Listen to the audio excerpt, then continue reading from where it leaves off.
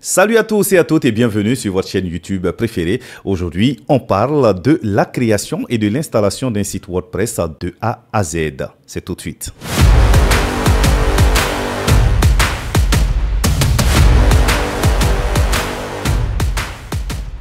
Alors, la première étape pour créer un site WordPress, bien sûr, c'est de choisir son hébergeur. Puisque votre site, c'est un peu comme si c'était une maison. Donc, avant de commencer la fondation, il faut bien sûr trouver la parcelle. Donc, permettez-moi l'expression.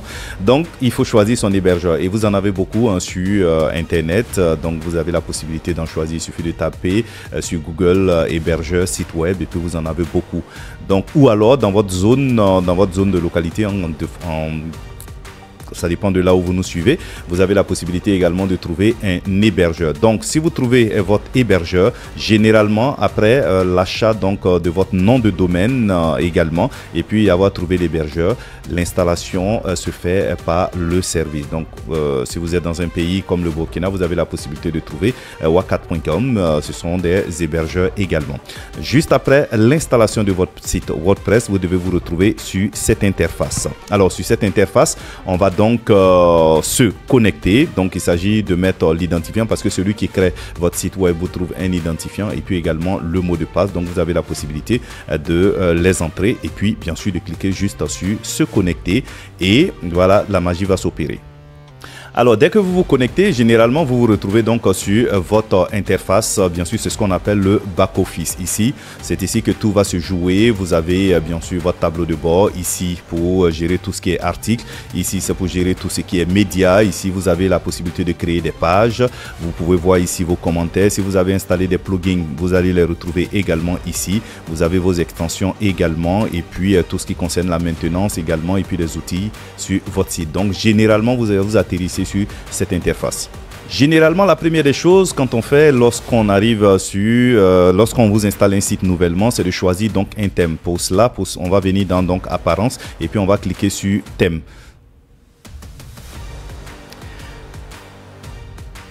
Alors, on va déjà commencer par personnaliser donc son thème et il faut dire que ici déjà on a des thèmes préconçus qui sont déjà installés donc avec votre version de WordPress. C'est à vous de voir.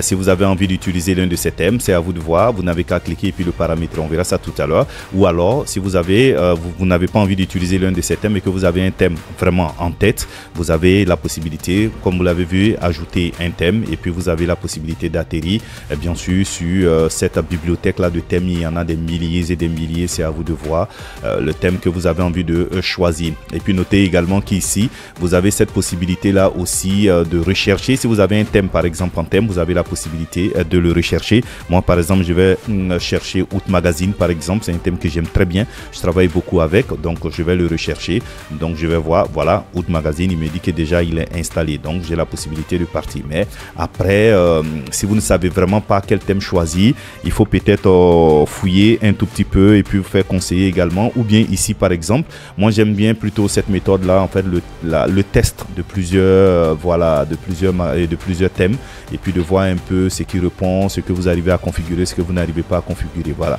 donc par exemple je vais lancer en fait je sais pas vraiment ce que je veux, donc je vais mettre magazine ici, vous allez le voir bien sûr. Vous avez plusieurs thèmes en fait par exemple pour des magazines, que ce soit pour une entreprise ou autre en fait, par exemple c'est à vous de voir, il y a des milliers de thèmes. Voilà, donc notez également qu'ici vous avez la possibilité de voir sur les thèmes populaires, les derniers en date, voilà, et puis surtout faire des filtres pour voir un peu en fonction des fonctionnalités également et puis choisir les thèmes qui vous intéressent. Si vous voulez faire un site sur le e-commerce, n'hésitez pas, l'éducation, le divertissement, la nourriture et la boisson, les vacances et puis d'autres fonctionnalités également. Voilà, n'hésitez vraiment pas.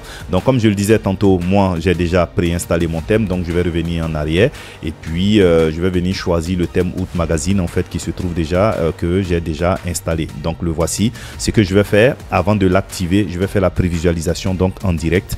Voilà, je vais cliquer dessus et il va me permettre en fait de pouvoir le modifier à ma guise. Voilà, c'est assez important de passer par cette étape là parce que ça vous permet de pouvoir manipuler le thème comme vous pouvez. Il y a des thèmes qui sont où la version gratuite par exemple peut vous permettre en fait de modifier tout ce que vous avez envie de modifier, mais il y a des thèmes également où forcément vous avez besoin donc vous avez besoin d'acheter les versions premium. Par exemple, vous allez voir Magazine Haute Premium, il faut acheter la version premium pour avoir accès à toutes les fonctionnalités. Donc ce sera à vous de voir. Voilà pourquoi je parle de test en fait. Il faut choisir un thème, essayer de le paramétrer. Si vous n'arrivez pas, ben, il faut choisir en fait un autre thème et puis voilà, tester celui qui vous plaît et puis c'est à vous de voir. Donc moi ici par exemple sur ce cas là je vais choisir un thème, oui peut-être par exemple un thème, la page par exemple, voilà une page d'accueil par exemple. Donc voici à quoi va ressembler donc ma page d'accueil déjà à cette étape là. Maintenant je vais venir ici et puis essayer de paramétrer bon, le thème. Je rappelle que c'est la même chose que tous les autres thèmes, hein. Si vous les prenez, vous avez des fonctionnalités sur la barre gauche en tant que vous pouvez modifier comme vous le souhaitez.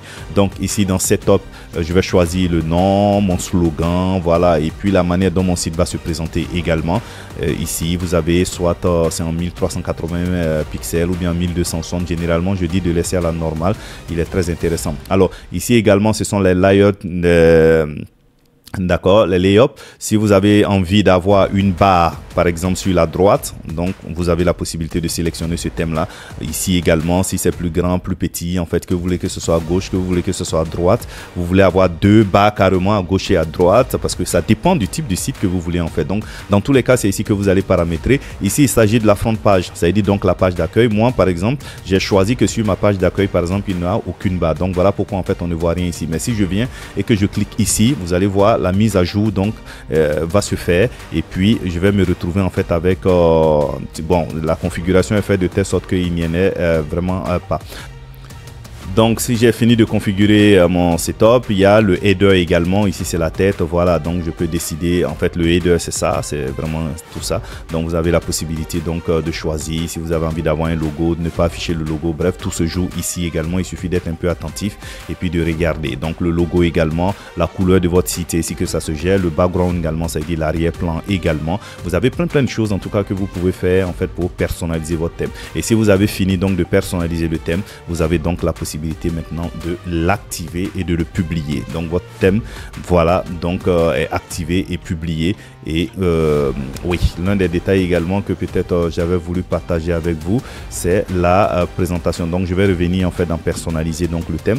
Je vais vous montrer en fait la configuration du site parce qu'au moment où vous êtes en train de faire votre configuration également, on sait que beaucoup d'internautes aujourd'hui vont sur votre site web grâce au réseau, grâce au smartphone. Donc n'hésitez pas à regarder en fait à quoi va ressembler ça. Par exemple, c'est la présentation que notre site va afficher par exemple sur une tablette. Ça c'est par exemple sur un smartphone. Donc n'hésitez pas vraiment à regarder, c'est à partir de ces en fait ces boutons de contrôle là pour avoir une idée de ce à quoi votre site va ressembler. Si vraiment vous trouvez que la configuration ne vous plaît pas, ça vous plaît sur desktop mais ça ne vous plaît pas sur smartphone par exemple, n'hésitez pas en fait à changer de thème. Voilà, donc en tout cas choisissez les thèmes et prenez le temps vraiment d'explorer tous les thèmes que vous souhaitez. Donc voilà, maintenant si on a fini de configurer les thèmes, il y a également les extensions. Donc ici aussi on va venir, les extensions permettent d'ajouter du dynamisme au site, ça permet également d'ajouter certaines fonctionnalités que peut-être votre thème voilà n'a pas. Donc ici on va venir dans extension et puis on va choisir tout simplement extension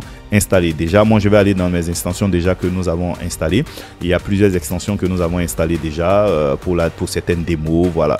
Donc c'est à moi de voir. Maintenant s'il y a une extension par exemple que ne faites pas attention au bouton jaune que vous voyez en fait, voilà, ne faites pas attention, c'est une question de mise à jour. On va faire un autre tuto également, on va parler de la sécurité du site, on va revenir là-dessus, d'accord? Donc ça va dépendre des thèmes que vous voulez. Voilà, Yoast par exemple, c'est une extension qui nous permet de pouvoir faire en fait notre SEO. Ici c'est pour pouvoir en fait nettoyer le site, compresser tout ça. WordFence c'est pour la sécurité du site. En fait, bref, si il se trouve qu'il y a une extension par exemple que vous cherchez que vous ne trouvez pas, par exemple, moi je vais regarder, je n'ai pas Askimet, j'ai Aximet, d'accord, bon, c'est déjà pas mal. Mais dans tous les cas, s'il y a une extension que vous cherchez que vous ne trouvez pas, une extension particulière que vous voulez installer, vous n'avez qu'à venir juste en fait en haut ici. Soit vous êtes sur la barre gauche et puis en même temps vous faites ajouter une extension, ou bien si vous êtes déjà dans les extensions installées, vous avez qu'à cliquer tout simplement sur ajouter une extension. extensions. Ici également, donc, vous allez avoir la possibilité donc de rechercher toutes les extensions que vous voulez. Voilà, n'hésitez vraiment pas, même la même chose qu'on a fait avec le thème tout à l'heure, vous avez la possibilité de faire des recherches, soit par mots-clés, soit par populaire, les recommander. Voilà, n'hésitez vraiment pas, il y a des extensions pour tout, que ce soit en termes de sécurité, que ce soit en termes de SEO, que ce soit en termes de partage. Vraiment, vous en avez beaucoup. N'hésitez vraiment pas à le faire. Alors, si on a fini donc les extensions, vous avez la possibilité d'ajouter des comptes utilisateurs. N'hésitez surtout pas à le faire. Donc, les comptes utilisateurs, en fait, ce sont des personnes qui vont avoir accès à votre site, d'accord, pour travailler avec vous. Par exemple, si c'est un site web d'actualité, je peux décider tout simplement que, bon, voilà, je peux avoir plusieurs autres personnes. Je peux être le rédacteur en chef, donc je peux avoir plusieurs autres personnes, par exemple, qui vont travailler avec moi. Donc, ici, par exemple, vous avez une liste, par exemple, de personnes qui vont travailler déjà avec nous.